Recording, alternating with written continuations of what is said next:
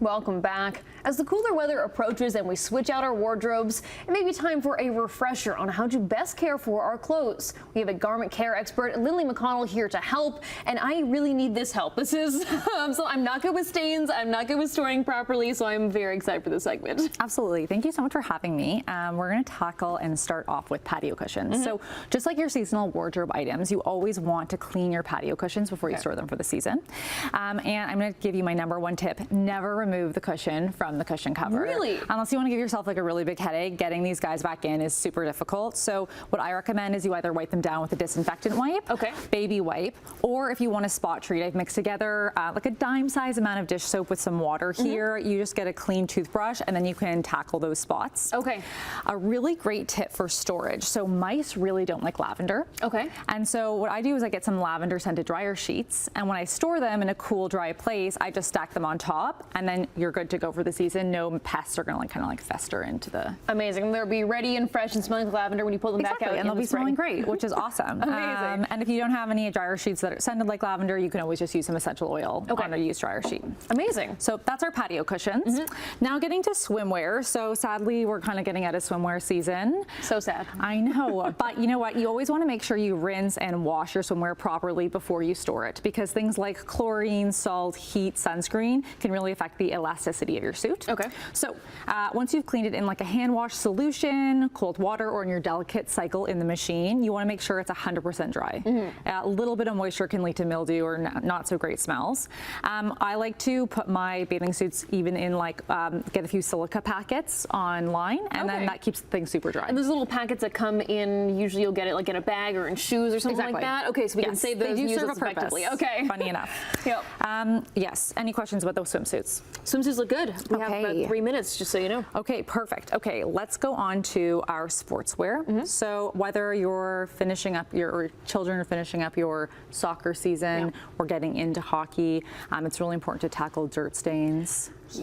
On sports uniforms. And usually sports uniforms are made of synthetic fabric, so they actually dry quicker than your natural fabrics, like a cotton. So try to wash those together if you can.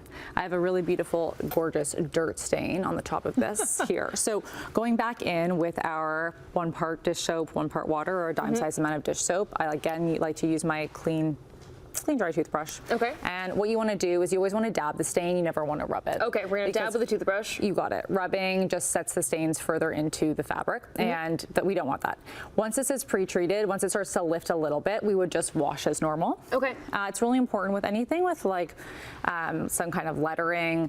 We always want to make sure we're drying it inside out, and then on the light cycle, or sorry, the low heat cycle, because heat is going to be a really big culprit of damage in the laundry cycle. Amazing. And this is, do we have a preference on cold water, warm water? Oh, great question. I always like to say cold water when in doubt. Like I said, heat can kind of affect things, but look, if your jersey is super dirty, that hot water is really going to be what extracts the dirt. The key space is mostly cold.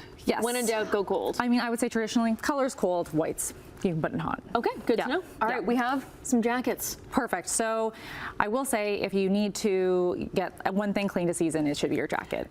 And you should probably do it at the end of the season. But I mean, if you didn't, you still have time. Don't worry. Good. I have a bad habit of not cleaning my jackets, and I have one that's just makeup smeared all over the side there. So, interesting. Usually it's like salt stains and dirt, but that's a really great point. And whether you wash it at home or you maybe you invest a lot in your outerwear, especially as Canadians. We have like luxury items.